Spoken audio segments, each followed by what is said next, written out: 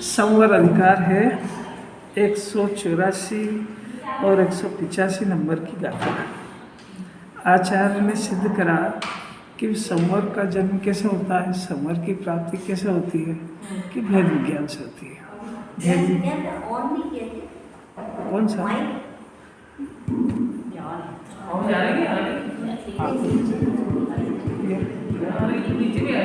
यहाँ आ रही है। अब थोड़ा सा हो गया होगा ना बढ़िया। तो आचार्य ने सिद्ध करा कि भाई संवर का जन्म कैसे होता है। संवर यानी धर्म, अपन यहाँ धर्म करना है ना। संवर यानी शुद्धि, शुद्धि मैंने आत्मा की शुद्ध पर्याय, निर्मल पर्याय, ऐसी पर्याय जिसमें कर्मों का बंधन नहीं होता है। आत्मा का ऐसा परिणाम जिसमें जीव को नवीन कर्मों का बंधन नहीं होता है। आत्मा का ऐसा परिणाम राग द्वेष मोह का जो अनादि से चला आ रहा है, इसमें तो जीव दुखी हो रहा है। 8 कर्म बंध रहे हैं, जीव दुखी हो रहा है, 4 गति भटक रहा है। तो हम जिन मंदिर में आए, जिन्हें परमात्मा के पास, तो हमारा एक प्रश्न होना चाहिए। क्या होना चाहिए कि साहब आप ही बताओ कि आप तो सिद्धालय में बैठे आनंद सुख भोग रहे हो, अब ये सुख हमको कैसे प्राप्त हो? अपना प्रश्न होना चाहिए ना। क्योंकि ये जिन्हें परमात्मा खाली पूजा पाठ नहीं सिखाते हैं, और उनको पूजा पाठ से काम क्या है, उनको पूज्यपना तो वैसे ही है, रात में हो के दिन में। अब प्रश्न ये है कि हम आए उनके पास काय के लिए कि साहब आपके जैसा हमको अनंत सुख चाहिए। तो उसी की विधि बताते हैं कि उसकी शुरुआत संवर से होती है। शुद्ध पर्याय की शुरुआत शुद्ध आत्मा को जानने से होती है। तो कि साहब और कोई विधि है ही नहीं दुनिया में, क्योंकि आत्मा की प्राप्ति आत्मा के लक्षण से होती है, और आत्मा का लक्षण ज्ञान है। तो ये अपने को शरीर ही मानता रहा, इसलिए आश्रम बंध का जन्म होता रहा। ये अपने को संयोग वाला ही मानता रहा, संयोग को ही सुख का कारण मानता रहा। तो इसकी दृष्टि में संयोग बस गए, और संयोग की उधेड़ बुन में, संयोग को टिकाने में, संयोग को लाने में इसने अनंत काल लगा दिया उसे। आज तक सुखी तो हुआ नहीं। अब अनंत बात दिव्यधनी भी सुनने गया, पर ये नहीं समझ पाया कि अनंत भगवान जो सुखी हैं वो आत्मा के आश्रय से है। वो संयोगों को इकट्ठा करके थोड़े सुखी है। और मेरी ऐसी बुद्धि है कि मेरे को सुख तो चाहिए, पर वो कुछ ऐसे संयोग इकट्ठा करो, ऐसे करो, ऐसे करो, जब सुखी होएंगे। तो बुद्धि में भी विपरीतता है, नहीं समझ पा रहा है। जैन दर्शन समझ का है, ज्ञान बढ़ाने का नहीं है। उल्टी भ्रमे अनंत काल बिन समझे पढ़ाया इसीलिए था कि वो वस्तु स्वरूप को समझे, आत्मा को समझे। आत्मा को समझे बगैर आत्मा को प्राप्त भी कैसे करेगा? राग का स्वरूप भी समझे, समझ के समझे कि मेरा स्वरूप नहीं है, ऐसा समझे। अभी उल्टा समझ गया ना, राग है तो सही, अभी उल्टा समझ गया कि राग मेरा स्वरूप है। अभी उल्टा समझ गया कि राग से दुकान चलती है, राग से बच्चे पलते हैं, राग से सब काम होता है। ये समझ ही नहीं पाया कि राग खुद ही आश्रम है, और इसको करने से तो आश्रम बंद होता है, सुख थोड़ी होता है। नहीं समझ पा रहा है। पार्टनर जी, कोई समस्या समझ में आ रही है? शास्त्र में ये समझाया था कि ये तेरा स्वरूप नहीं है। अपना स्वरूप समझे बगैर जीव को संवर का जन्म नहीं होता है। ये बात समझाने के लिए जिद पे आ गए, आचार्य भी आ गए, अपना भी जीव आ गया कि साहब बस बहुत हो गया, मैं भी अनंत काल बहुत भटक लिया। अब मेरे को ये स्वर्ग जाना, नरक जाना, 4 गति, तरह तरह की देह मिलना मेरे को भी पसंद नहीं है। आप जब बिना शरीर के अनंत काल तक सुखी हो और रह सकते हो, तो मैं शरीर की डिमांड करके क्या करूं? आपने जो छोड़ दिया वो मेरे को थोड़ी सी है। एकदम उलट पुलट समझ। ये शरीर को कायम रख करके सुखी होना चाहता है। वो जिनवाणी कह रही सुख की शुरुआत शरीर से भेद ज्ञान करके आत्मा के आश्रय से होती है। पहले ही फंडा अलग है उलट पुलट बात। तो अब ऐसा प्रश्न खड़ा हो गया कि भाई ये संवर आखिर कैसे जन्म होता है? कि ये भेद ज्ञान से होता है। फिर नई चीज लिया है कि फिर भेद ज्ञान कैसे होता है?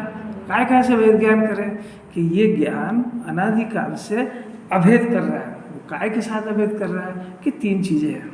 नंबर 1 भावकर्म, यानी ये मिथ्यात्व मान माया लोग का परिणाम, इससे बंधने वाले 8 कर्म, और उससे बंधने वाले 9 कर्म। 9 कर्म में ये संयोग, ये तीनों चीजें इसके संयोग में है, और ज्ञान भी है।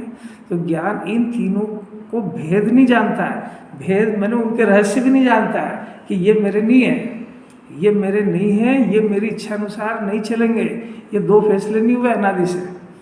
संजू जी बोल के बताओ कि 2 पॉइंट ये मेरे नहीं है और मेरे इच्छा अनुसार नहीं चलेंगे। अब ये जो तीनों चीज़ें हैं, ये तीनों चीज़ें परिणमन होती है, होएगी भी सही। जगत का कोई पदार्थ का परिणमन रुकेगा क्या? नहीं रुकेगा ना, तो वो पदार्थ में परिणमन होता है। अब जिनवाणी पूछती है कि वो पदार्थ का परिणमन आपको एक्सेप्ट है कि नहीं? बोलिए क्या राय है आपकी? अरे बोलो, एक्सेप्ट करना ही पड़ेगा। करना पड़ेगा, मजबूरी है कि नहीं? है बिल्कुल। मजबूर नमक को बदलना ही चाहता है ना। फिर से, हाँ, फिर से एक्सेप्ट है ना वो अपना, फिर से हो ही रहा है ना। अरे हो रहा है तो बदलना हाँ, चाहता है। हाँ बेटा, अपन नहीं बदल सकते, आप वो एक्सेप्ट करना पड़ेगा जो हो रहा है। आप- ये पूछने पड़ेगी कि हम एक्सेप्ट है कि नहीं। ये अपने को करना पड़ेगा। तो जिनवाणी के आधार से बोलना सीखे। वास्तविकता ये है, वास्तविक बहुत शांति से सुनो, आर पार की लड़ाई है ये। खूब याद करने से संवर का जन्म नहीं होता है। आपके ज्ञान में वस्तु स्थिति को स्वीकार करना पड़ेगा। वस्तु स्थिति यह है कि प्रत्येक पदार्थ का परिणमन अपने काल में अपने कारण से हो रहा है, कोई कर्म भर बीच में नहीं है। वस्तु का स्वभाव ही ऐसा है कि वो वस्तु का पदार्थ चेतन हो के अचेतन वो परिणमन करता है। अब प्रश्न वहाँ से खड़ा होता है कि हमको स्वीकार है कि नहीं, कि हमको स्वीकार नहीं है। तो हमको स्वीकार नहीं है ना, यानी हमको वस्तु का स्वरूप स्वीकार नहीं है। बात समझना है, मिथ्या दर्शन खड़ा कैसे हुआ। वो अगर हमको स्वीकार हो जाए तो जीव ज्ञाता रह जाए, और ज्ञाता रह जाए ये तो सिखा रही जिनवाणी कि आपका स्वभाव ज्ञेय पदार्थों को वस्तु के परिणमन को जानने का तो है, पर उसके परिणमन को बदलने का आपको कोई अधिकार भी नहीं है। और अधिकार तो ठीक है, आपको ये भी सोचने का अधिकार नहीं कि इसका परिणमन ऐसा क्यों हुआ। प्रश्न समझ में आ रहा है? अपन नीचे चाह तो रहे थे कि 8 दिन में काम हो जाए, 15 दिन हो गए ना, तो आपको ये पूछने का अधिकार नहीं कि ऐसा क्यों हुआ, कि उसकी योग्यता ही है, अभी जितने दिन लगेंगे लगेंगे, क्योंकि उसका परिणमन है। अब उसमें किसकी इच्छा चलेगी? पंकज जी की, नीलेश जी की, कारीगर की, पत्थर की? कोई लाड साहब की नहीं चलेगी। उस पदार्थ तो आप लोग का नहीं हो। ये नहीं समझ रहा है, इसलिए आप उतना खड़ी है। ये समझाने के लिए पूरा द्वादशांग है कि इसको ये समझ नहीं आ रहा है, मैंने इसको वस्तु स्वरूप स्वीकार नहीं है। और वस्तु स्वरूप को स्वीकार करे बगैर कभी भी किसी जीव को आज तक शांति हुई भी नहीं है और अनंतकाल आगे होगी भी नहीं। वस्तु स्वरूप में 2 बातें हैं, एक तो अपना ज्ञान स्वभाव जानना अपना स्वरूप, और दूसरा वस्तु का परिणमन अन्य पदार्थों का। 2 ही जगत में ऐसे रहेंगे। इसका ज्ञान परिणमन कब बंद होगा? कि कभी नहीं होगा। उसका परिणमन कब रुकेगा? कि वो भी नहीं रुकेगा। तो करें क्या कि जैसा हो रहा है उसको स्वीकार करो, उसमें छेड़ाछाड़ी बंद करो। बहुत अलौकिक बात है, अनंत पुरुषार्थ है, और एक पुरुषार्थ भी कोई अजब अजब की जाति का है, क्योंकि ये जो पुरुषार्थ अनादि से कर रहा है ये इसकी डायरेक्शन बिल्कुल नहीं आएगी। इसकी डायरेक्शन जिन्हें परमात्मा द्वारा कही गई वो डायरेक्शन है। तो आप 2 अभ्यास आए। नंबर 1, अपने जानने के स्वभाव को स्वीकार करो। जिन्हें परमात्मा ने अपने जीव को ज्ञान स्वभाविक ज्ञान स्वरूपी देखा है, तो ज्ञान स्वभाविक ज्ञान स्वरूपी देखने से इसके अंदर जानने का परिणमन तो प्रति समय होएगा। तो इस जीव के जानने का स्वभाव होने से जानेगा भी सही, तो जानने का स्वभाव होने से अपने आत्मा को भी जानेगा और पर भी जानने में आएंगे। पर जानने में आने पर वो पदार्थ को अपना बना सके ऐसा वस्तु स्वरूप नहीं है। तो ये अनादिकाल से अपने शुद्धात्मा को जानने के स्वभाव को छोड़ करके जो पदार्थ उसके जानने में आते हैं उन पदार्थों को सबसे पहला काम करता अपना बनाया, और वो अनादि अनंत संभव नहीं है। और चारों अनुयोग कितने ही पढ़ ले वो जो 3 अनुयोग है ना, वो 3 अनुयोग तो इस स्वभाव को नहीं जानने से कैसे कैसे कर्म बंधे ये बता रहे थे करना नहीं होता। वो आत्मा को नहीं जानने से कैसी कैसी जीव की दुर्दशा हुई है वो बता रहे थे, वस्तु का स्वरूप ही बता रहे थे। और वो कह रहा था कि ये इसलिए हुए कि तुम द्रव्यानुयोग से अपने आत्मा को जानो। ये उनके ज्ञान को बढ़ाने में लग गया कि मेरे को करना नहीं योग का, गणित का और इतना उतना अभ्यास है, कुछ लाभ नहीं है उसमें। चरणानी योग भी ये बता रहा था कि आत्मा को जानने के कारण ही तेरी ऐसी इन गतियों में भटक करके ये दशा हो, ये खाऊं, ये नहीं खाऊं, ये इस देव को पूजूं, इस देव को पूजूं, वो भी यही बता रहे थे। प्राचीन योग में तो जिन लोगों ने, जिन जीवों ने आत्मा जान लिया है, उनका अभी 184-85 में बताएंगे कि वो तत्तायमान होते हुए भी वो परिवर्तित नहीं होता, डरता घबराता नहीं है ऐसा, ये भी सिद्ध करेंगे फिर। और ये तीनों अनुयोग इसको द्रव्यानुयोग के समीप लाने वाले थे। इसको पहले द्रव्यानुयोग से आत्मा का स्वभाव स्वरूप जानना था।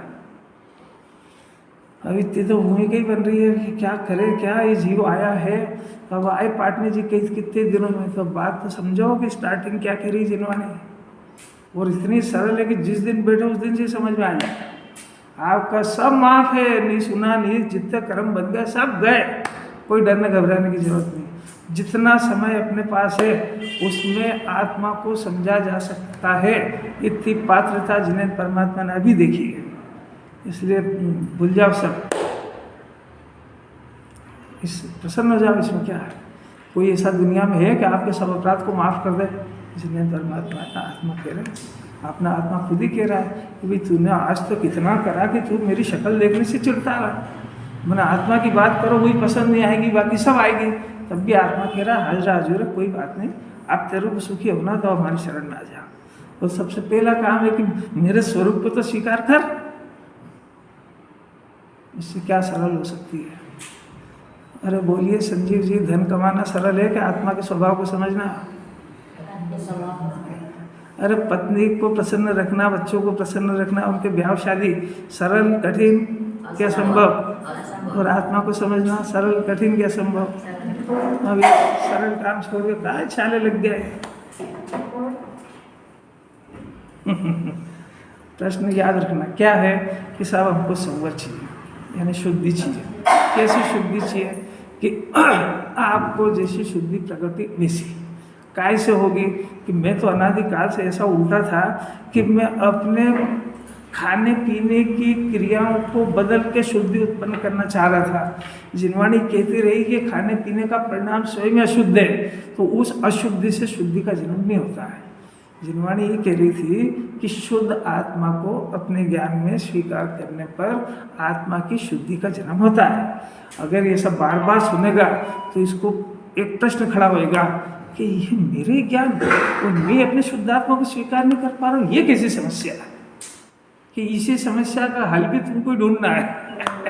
और जिन्वाणी भी यही समस्या खड़ी करेगी। तो ऐसा भी कौन सा मनुष्य होगा दुनिया में जो अपना नाम और अपने घर का एड्रेस ही भूला हो? ऐसा कोई मिलता है? और मिल जाए तो अपन क्या कहेंगे? है और क्या कह रहे हो आप? तो जिन्वाणी अपने को मिथ्या दृष्टि माने पागल ही कहती है कि चाहे जिस ज्ञान को अपना मानने लगता है, चाहे जिस ज्ञान में सुख ढूंढने लगता है, चाहे जिस ज्ञान की कर्ता बुद्धि खड़ी कर लेता है, इससे पूछो कौन है? तो जो पर्याय मिली वो है। अरे भी यहाँ तो 2-4-8 दिन के लिए आया, ये तो सही हो गया, छूटे गए तो इसको कैसे अपना कहता है? तो तू कैसा है, तेरे को अपना परमानेंट एड्रेस ही नहीं पता है, तो तेरे को ये नहीं पता है कि मैं क्या करता हूँ, क्या कर सकता हूँ, ये नहीं पता है। क्या कर सकते हो? जिन्हें परमात्मा कह रहे कि जीव जानने के अलावा कुछ नहीं कर सकता है।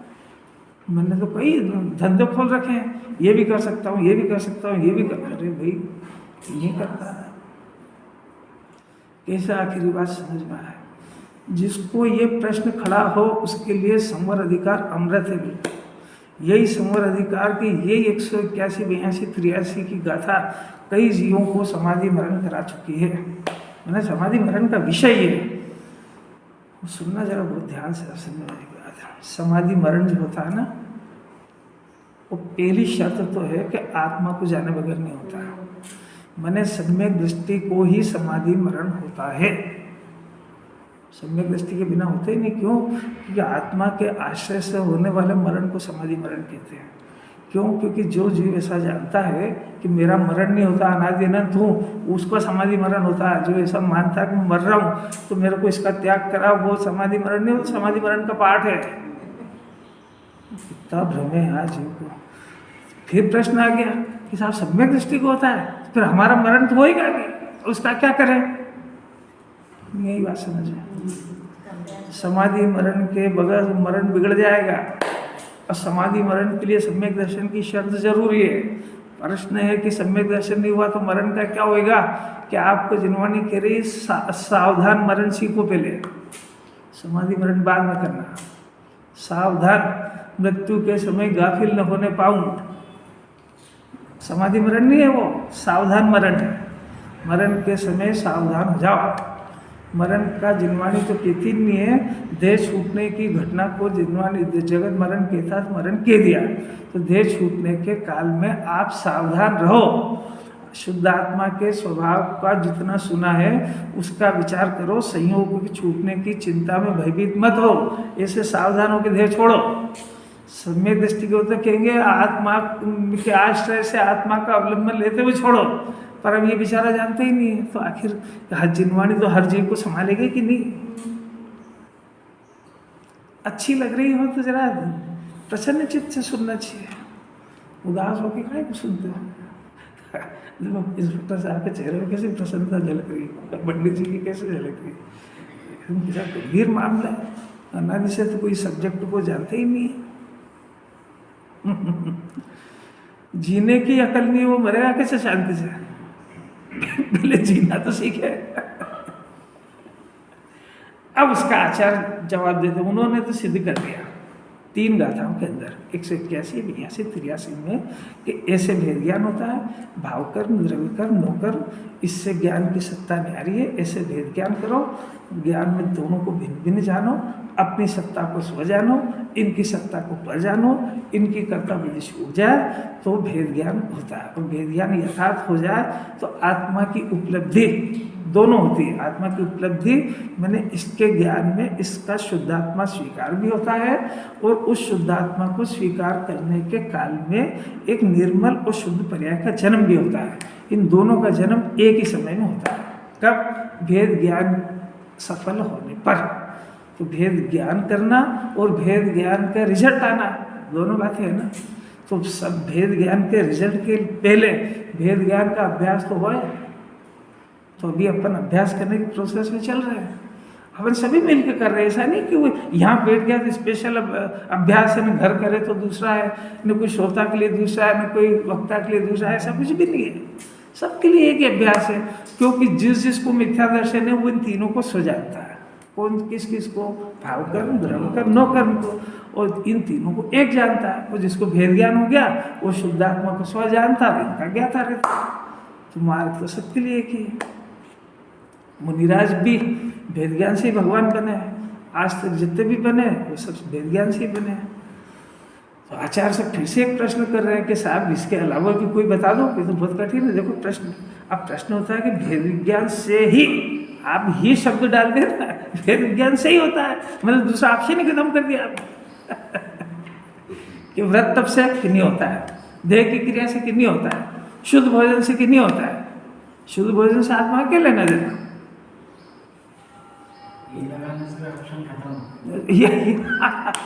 आचार्यों की लैंग्वेज को पढ़ाना सीखना चाहिए। आचार्य ने अब आचार्य प्रश्न, अब प्रश्न होता है कि भेद विज्ञान से ही शुद्ध आत्मा की उपलब्धि अनुभव कैसे होती है। इसका अर्थ है ना कि शिष्यता होशियार है, वहाँ समझ में नहीं आई उसको, क्योंकि वो शिष्य का प्रश्न भी यही है कि मेरे को आत्मा का अनुभव क्यों नहीं हो रहा। तो उन्होंने तो सिद्ध कर दिया कि भेद विज्ञान से ही होगी। अब फिर प्रश्न था भेद विज्ञान से होगी, तो भेद विज्ञान से होती कैसे है? कैसा अलौकिक प्रश्न, एकदम अज्ञानी का। ऐसा नहीं कि वो पहले से ही पढ़ा दो कि समय साथ तो ज्ञानियों के लिए। अरे अज्ञानी को उम्र का जन्म नहीं हुआ है। इतना प्रश्न खड़ा हुआ हो तो आचार्य उत्तर देंगे और इसको समझ में आएगा, है ना। अब वन गाथा तो पढ़ ली, अब प्राकृत नहीं पढ़ी, पढ़ लो पढ़ लो पढ़ लो।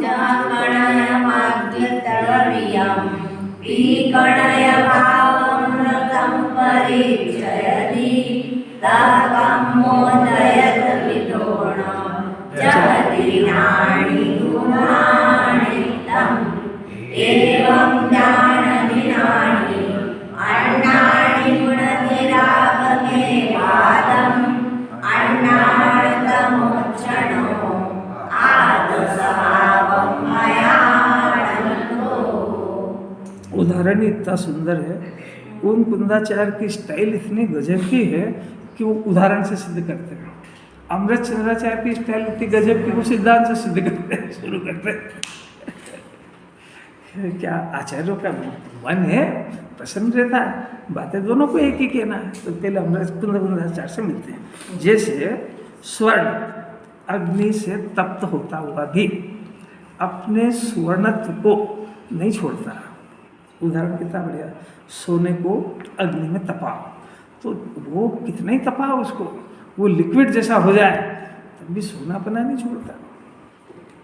तपाने से पानी जैसा सोना हो जाए तब भी वो सोनापना, चिकनापना, भारीपना, जितने भी उसके स्पर्श रस गंध वर्ण के गुण हैं उनको नहीं छोड़ता है। उसी तरीके से ज्ञानी, अभी ज्ञानी क्या, ज्ञानी कर्म के उदय से तप्त होता हुआ भी, कितनी अलौकिक बात, ज्ञानी को असाता वेदनी कर्मों का उदय आता है कि नहीं, कि बहुत आता है। ये तो पहली गाथा हम सिद्ध कर चुके हैं। अब ये असाता का उदय से घबराता है, जिनमानी के लिए भी ज्ञानी होने के बाद, मोक्ष मार्ग में लगने के बाद भी आता है, तब तेरा कितना उदय है। आज तक पंचम काल में किसी पुरुषार्थी पुरुष की इतनी ताकत नहीं है कि वो अपनी पत्नी गर्भवती को जंगल में छोड़ आए। आज अभी ये कह रहा चौथा काल बहुत अच्छा था, चौथे काल में रामचंद्र जी गर्भवती सीता को जंगल में छोड़ के आए। चौथे ही काल में अंजना सती को, गर्भवती को, वो जंगल में गई है। बोले इतना उदय है क्या किसी का, उनसे तो कम है ना, फिर भी शांति नहीं उसको। ये जरा सा उदय से घबरा जाता है, मेरा हाथ दुख रहा है, पाँव दुख रहा है, पेट दुख रहा है। असाता का उदय के नाम से घबराता है, उसका जड़ शरीर अपने को समझता है। ये किसकी बात चले, जो अपने को ज्ञान स्वभावी आत्मा समझ चुका है।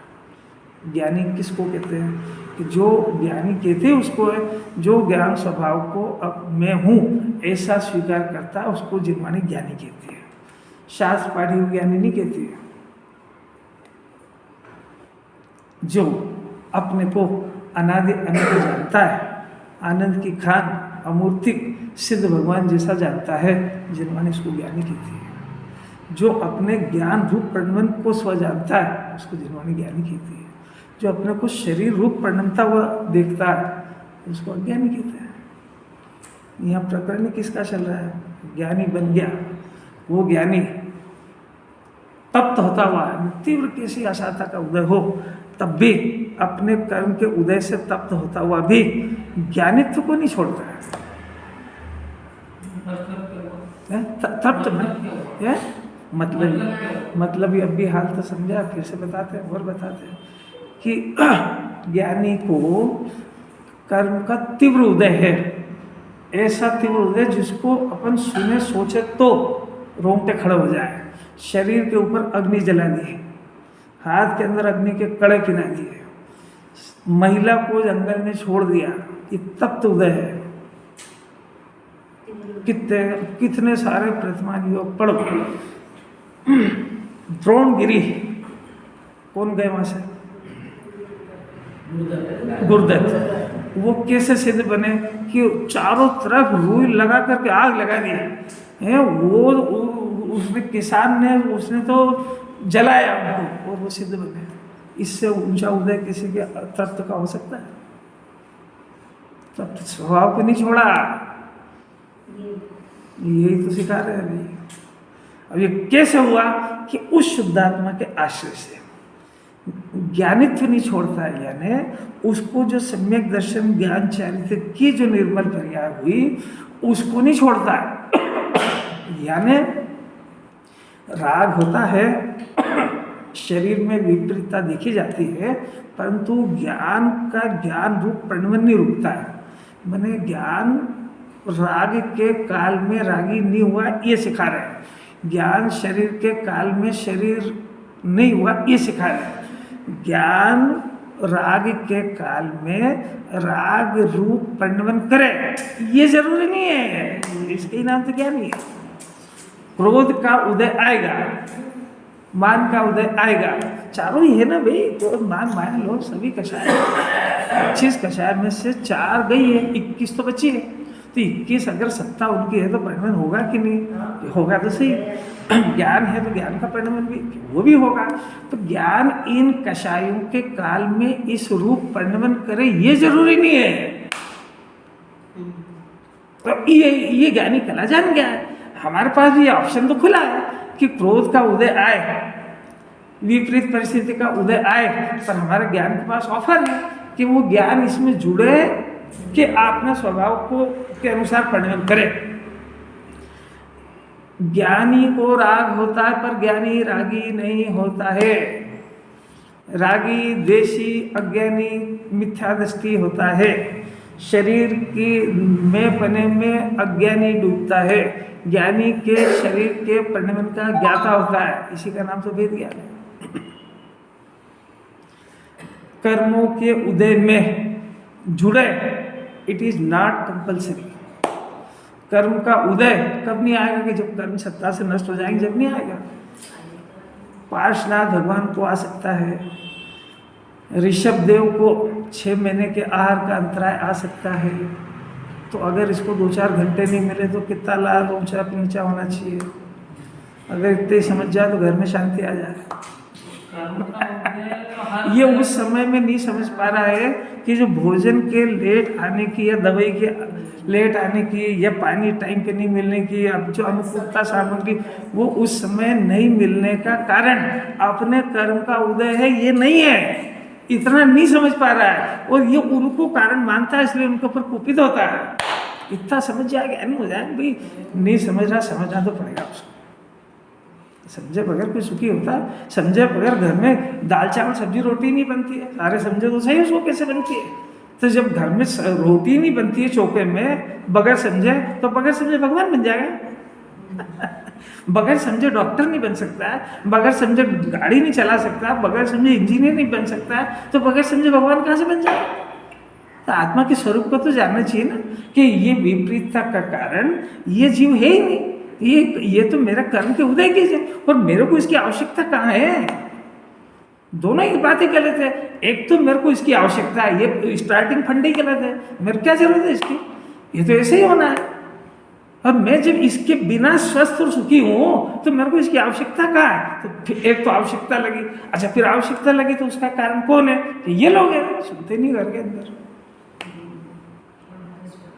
ऐसा कौन सा काम का उदय है जिससे देखो ये फिर से बात सुनो कि ये समय सार चलता है। यहाँ निमित्त की और कर्म की उदय की बात जिनवाणी बिल्कुल स्वीकार नहीं करेगी, क्योंकि कर्म के उदय में जीव दुखी होता है, कर्म के उदय से नहीं होता है। मैं और से में जमीन आसमान का अंतर है।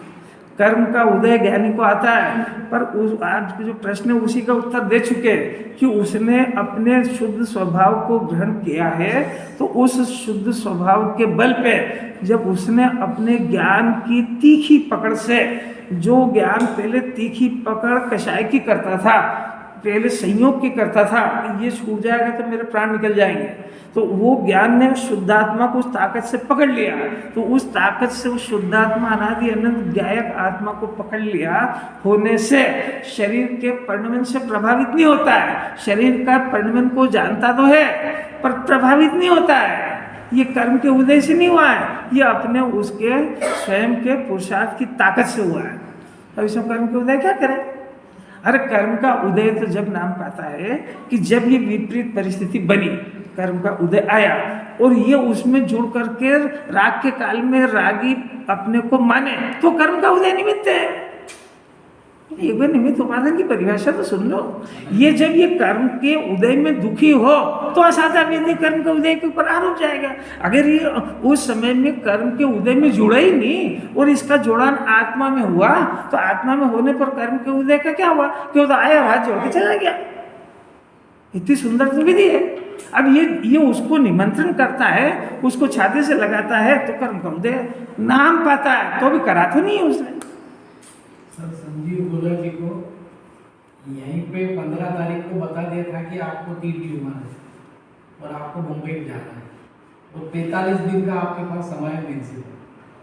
उसके बाद भी उन्होंने आखिरी तक किसी को साथ में रहने वाले को ये एहसास नहीं होने दिया कि मेरे को कोई तकलीफ है, मेरा उदय साता का चल रहा है। देखो, एक बात समझने की है, ये जितने भी दृष्टांत आते हैं ये सब अपने को स्वरूप संबोधन के लिए आते हैं।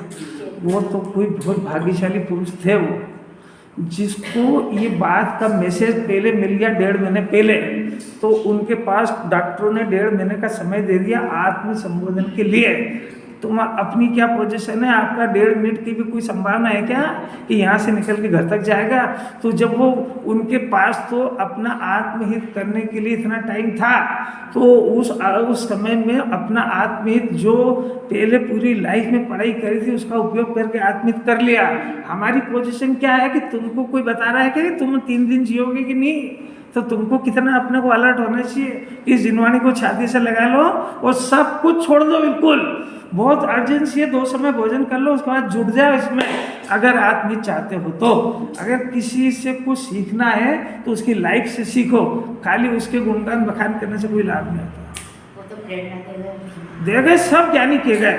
पहले कई बार दृष्टांत आया कि वो सेठ जी थे 3 घटनाएं हुई कि वो पानी दे रहे थे, मुनिराज उधर से निकले तो वो बच्चों को खिला रहे थे तो देखा कि महाराज निकल के चले गए, मुस्कुरा दिए, उसमें कोई ध्यान नहीं दिया।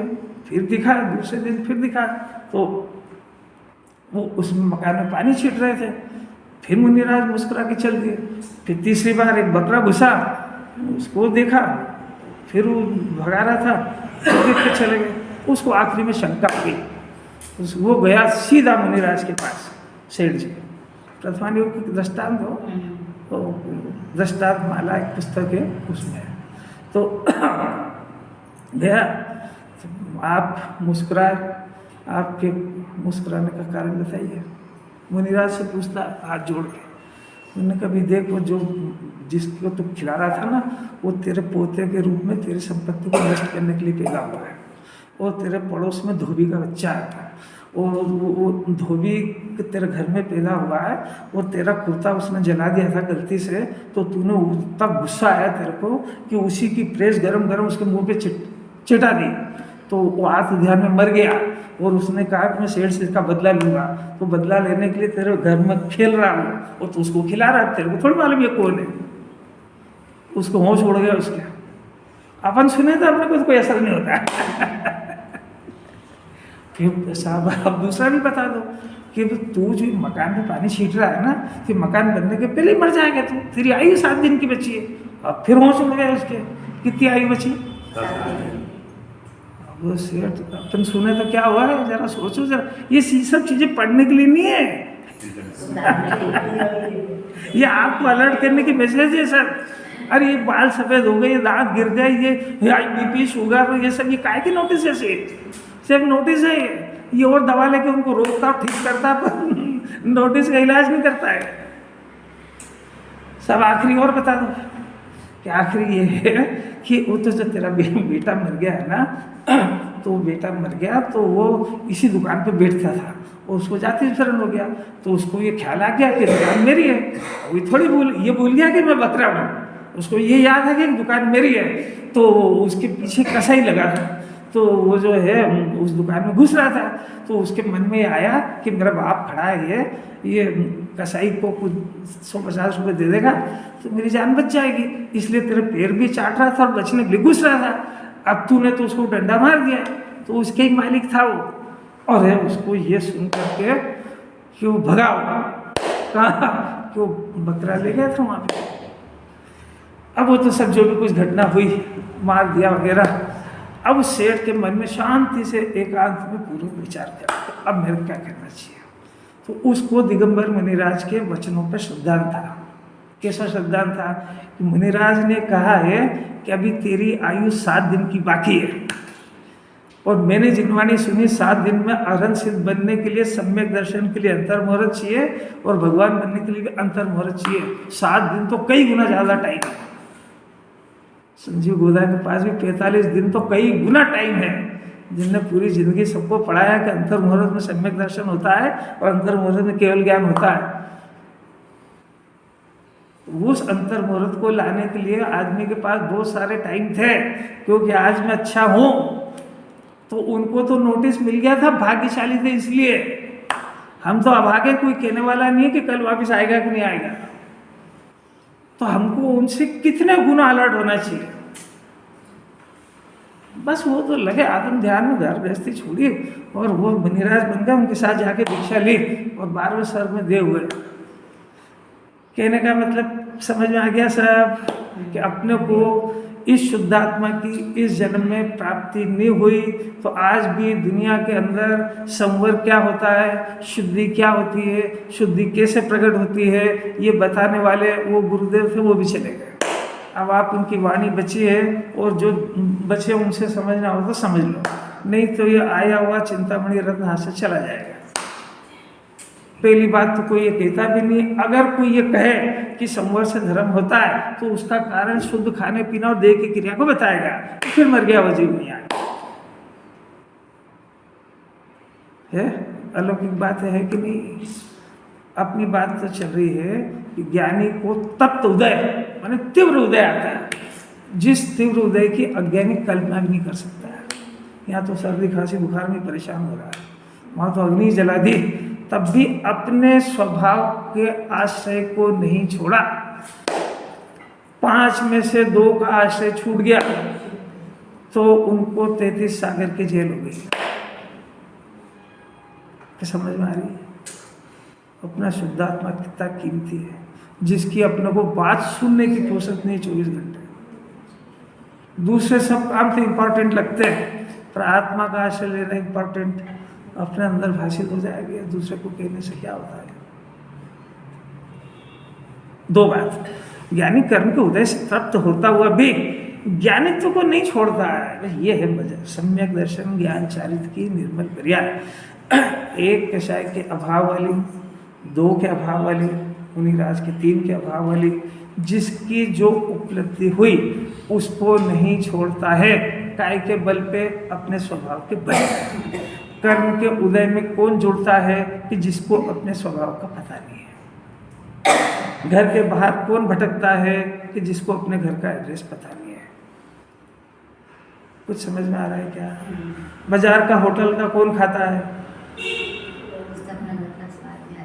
बोलने में डर लगे उसको। अरे बोलो ना, डरते क्या है? आपसे थोड़े पूछो खाते हो कि नहीं खाते। कल्पा पंडित की राय नहीं समझ में आ रही? उदास को क्या को सुनते हैं लोग, बोलने में डर लगे। अरे खाना खा बात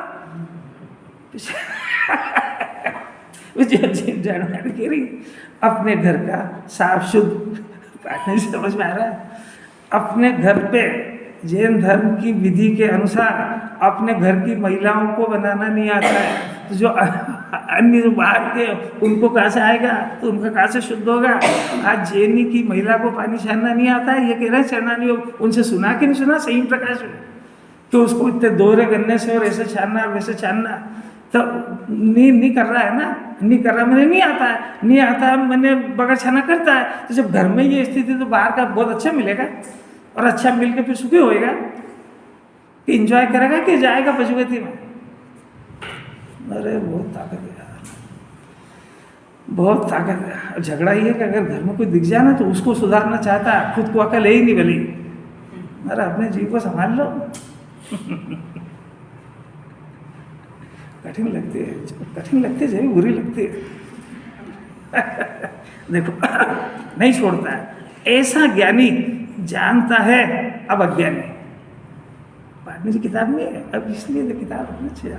देखो और अब अज्ञानी, अज्ञान अंधकार से आच्छादित होने से, यानी अज्ञान के अंधकार से ढका होने से आत्मा के स्वभाव को नहीं जानता हुआ है।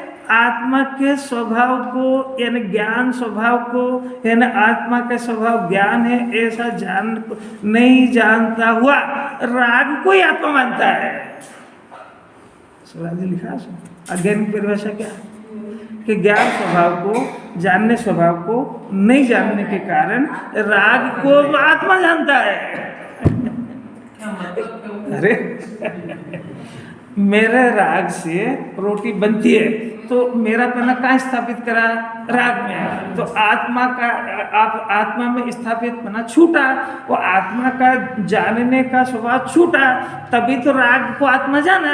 वो जिसको जाना मैंने जिस परिणाम को मेरा जाना उससे कार्य होना मानेगा ही मानेगा। अब ये ऐसा राग से रोटी बन रही है। हाँ, तो आत्मा को नहीं मानता है और राग को आत्मा मानता है। एकत्र ही हुआ ना, एक चीज माने दो का माने। हाँ, ज्ञानी से दो आत्मा को नहीं माने। माना ना तो राग को अपना मान लिया ना। भाई अज्ञान क्यों खड़ा हुआ? देखो फिर से पढ़ो। अज्ञान अंधकार से, पहली बात तो अज्ञान अंधकार क्या है कि जिन्हें परमात्मा ने 6 करे, 6 देखे, अपने को कितने दिखते हैं कि हम दो, हमारे दो के अलावा कुछ नहीं दिखता है? फिर से अज्ञान किसको कहा कि जिन्हें परमात्मा ने जीव को ज्ञान में देखा है। हमको अपना आत्मा कैसा दिखता है? राग में देखा, इसका नाम अज्ञान है। जिन्हें परमात्मा ने हमारे स्वरूप को ज्ञाता देखा है, हमको अपना स्वरूप कैसा दिखता है? करने वाला दिखता है, इसका नाम अज्ञान रूपी अंधकार। वो जिनवाणी की स्थिति में मोह अज्ञान मोह छयो अति भारी, अति छोटा मोटा नहीं, अति भारी, और उसको दिखते ही नहीं है। अंधा भी तो कह रहे हैं, वो दो नहीं दिख रहा है, अंधा ही तो है। जागता चेतन आत्मा नहीं दिखता है और शरीर दिखता है। शरीर को देखने वाला ज्ञान नहीं दिखता और शरीर से दिखता है। अंधा है कि काना है? बोलने क्यों डर लगता है? अरे भाई अरे काना तो जब है जब उसका ज्ञान खुल जाए, अंधा ही है उसको विपरीत ज्ञान।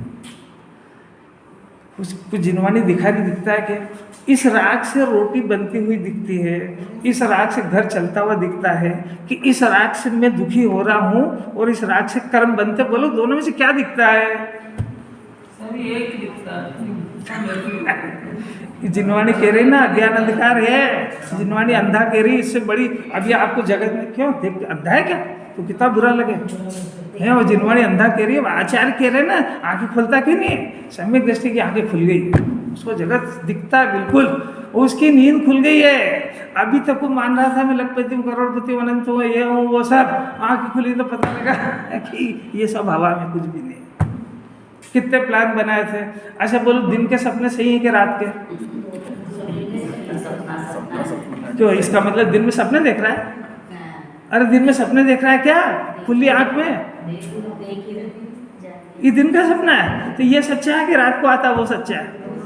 कि वो ये बंद हो तो वो झूठा है और वो खुले तो ये झूठा, दो ही झूठे ही है। ज्ञान ने तो खुलेगा तब पता लगेगा। अज्ञान अंधकार गयो, छायो अति भारी, गयो तो दो बातें समझ में आ जाएगी। मैं अनादि अनंत हूँ, ये से मेरा कोई संबंध नहीं है, जानना मेरा स्वभाव है। ऐसा नहीं जानने के कारण आत्मा के स्वभाव को नहीं जानता हुआ, देखो लिखा है स्पष्ट, नहीं जानता हुआ, अब नहीं जाना तो कुछ ना कुछ तो करेगा, तो राग को ही आत्मा मानता है। शरीर का तो आचार्य को नाम लेने की फुर्सत ही नहीं मिली। जो राग को अपना मानता है वो शरीर को अपना मानता ही मानता है।